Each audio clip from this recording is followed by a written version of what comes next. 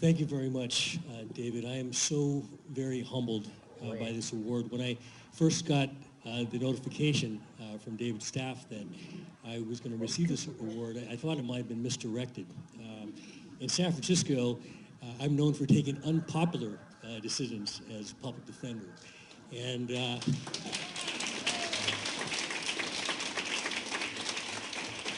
it's something that we're trained to do.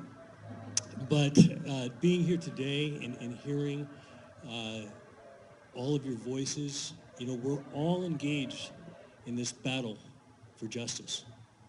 I had the chance to meet A.G. Dev's family, who's here in full force to support his fight. I hear the wonderful work that's being done here, and I just have to say, I am impressed by what you have here. And I'm going to bring back some of the spirit that I feel here in this room to San Francisco.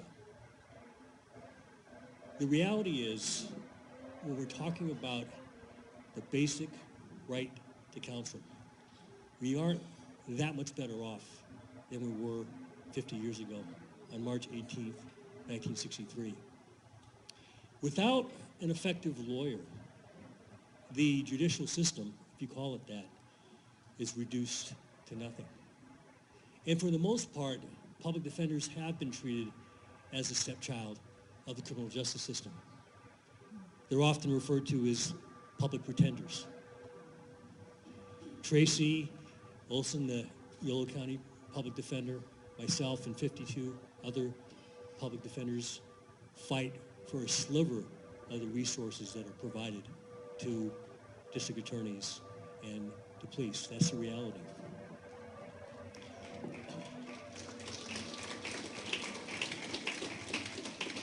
In Fresno County, just 4 hours from here, public defenders there are handling 3 to 4 times the number of cases that the American Bar Association recommends, and they call that justice. In the state of Washington, as David mentioned, this was 2 years ago. They were handling as many as 500 felony cases per lawyer. And that ought to be a crime. And what happened was that an innocent person was convicted, sued the county for $2 million. So there is a cost to not providing proper justice. And the cost is that none of us can truly say in our hearts that there is liberty and justice for all until we fix this problem.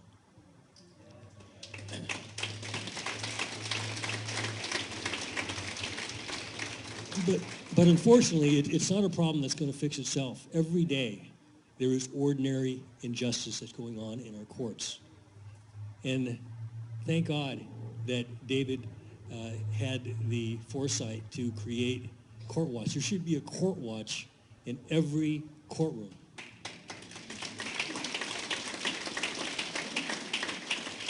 And anyone sitting there for more than 5 minutes would be amazed at not only the injustice, but the racism and just the indifference that occurs every day, every minute to people in court. And that's why when I became public defender in 2002, I decided that I didn't want to have assembly line justice and that we needed to change the way that I had been brought up as a public defender. When I started 27 years ago, we had caseloads of 300 cases per lawyer. It was like working at McDonald's. You're like, hey, you want tomato with that? You want pickles with that? You can't even remember the names of your clients. That's how crazy it was, and you had to really pick and choose who you could provide representation to. And so one of the first things that I did is I established caseload standards to ensure that the attorneys in my office had a reasonable caseload. And of course, the powers that be fought us on that. We had to fight for our budget. It took nearly 10 years just to get paralegals, investigators, the support staff that we needed to do the job and the number of attorneys that we needed. And so I accept this award today on behalf of the hardworking attorneys and staff of my office. We have about 200 people who work every day, and over 250 volunteers, law students and others who work in our office.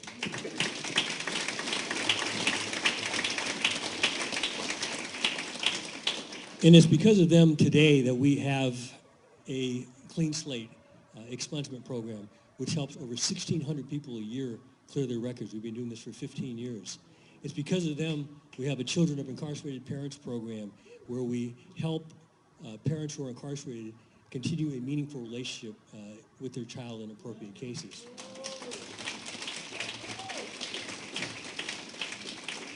It's because of them we have 4 full-time community organizers that work in those communities that are most affected and work with young people who are disproportionately incarcerated in our juvenile justice system. And it's because of them that we've been able to develop one of the top reentry programs in the country to help link people with employment, education, and drug treatment. And you know, the solution is so simple, and the resources are there, yet we continue to pour more money into the mass incarceration, the unnecessary incarceration of individuals. And you know, while we have these small piecemeal reforms, and my good friend Tom Amiano, I love him to death because he's somebody who's had the courage to fight in Sacramento for these kinds of reforms. But it's few and far between. We couldn't even get the governor to sign a bill that would have given district attorneys the power to reduce a felony drug possession charge to a misdemeanor. You know, that would have saved hundreds of millions of dollars, which could have been put into education.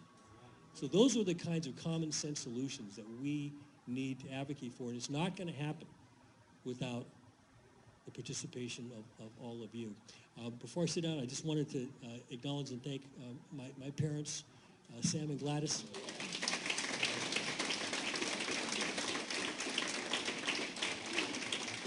They, along with my grandparents and 120,000 other Japanese Americans, were interned during World War II. And it is because of them that they taught me to work hard and to stand up for what I believe. Thank you very much.